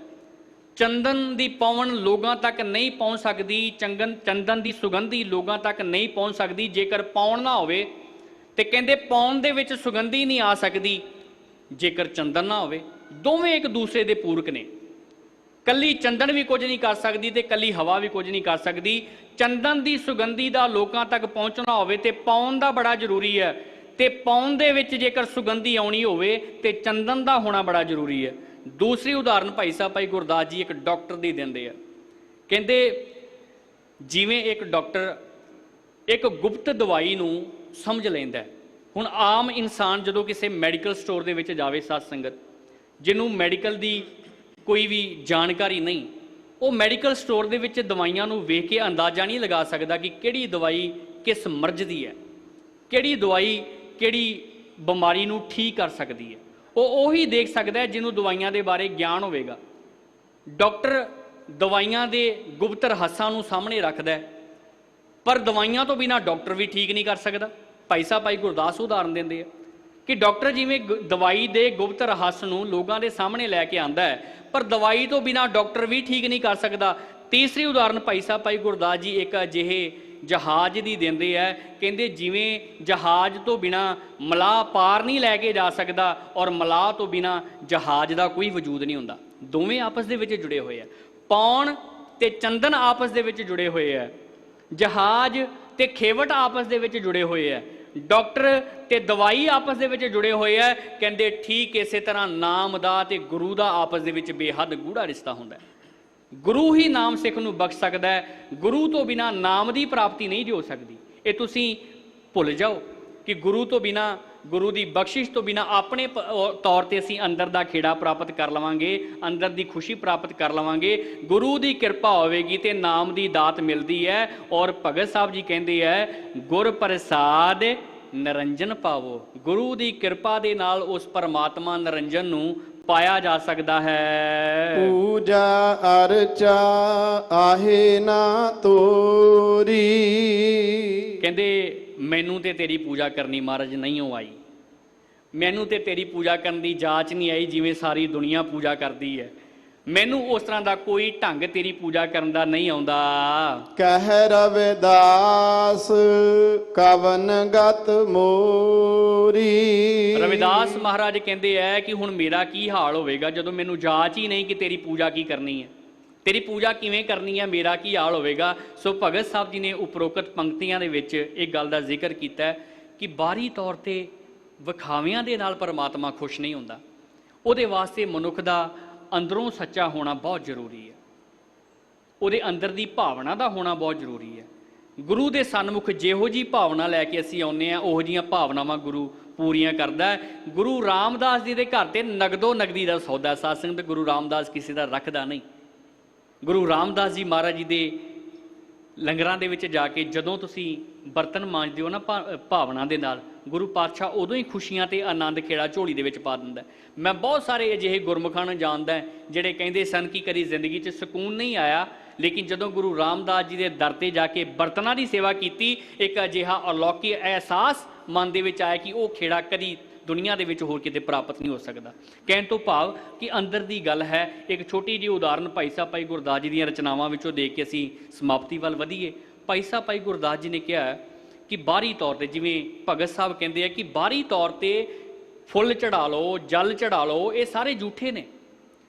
ਕਈ ਵਾਰੀ ਅਸੀਂ ਆਪਣੇ ਆਪ ਨੂੰ ਬਾਹਰੀ ਤੌਰ ਤੇ ਸਿੰਗਾਰਨ ਦੀ ਕੋਸ਼ਿਸ਼ ਕਰਦੇ ਹਾਂ, ਪਰ ਉਹਦੇ ਦਰ ਤੇ ਥਾਂ ਉਹੀ ਪੈਣਾ ਜਿਹਦੇ ਅੰਦਰ ਦੇ ਗੁਣ ਨੇ। ਭਾਈ ਸਾਹਿਬ ਭਾਈ ਗੁਰਦਾਸ ਜੀ ਉਦਾਹਰਨ ਦਿੰਦੇ ਨੇ, ਕਹਿੰਦੇ ਗੁੱਛਾ ਹੋਏ ਘਰਧਾਨੂਆ ਕਿਉਂ ਵੁੜੀਐ ਦਾਖ ਹੈ। ਕਹਿੰਦੇ ਜਿਵੇਂ ਗੁੱਛਾ ਘਰਧੋਨਿਆਂ ਦਾ ਹੁੰਦਾ, ਕੇਵਲ ਹੁਣ ਮੈਂ ਸਮਾਪਤੀ ਵਾਲੇ ਪਾਸੇ ਵੱਧ ਰਿਹਾ।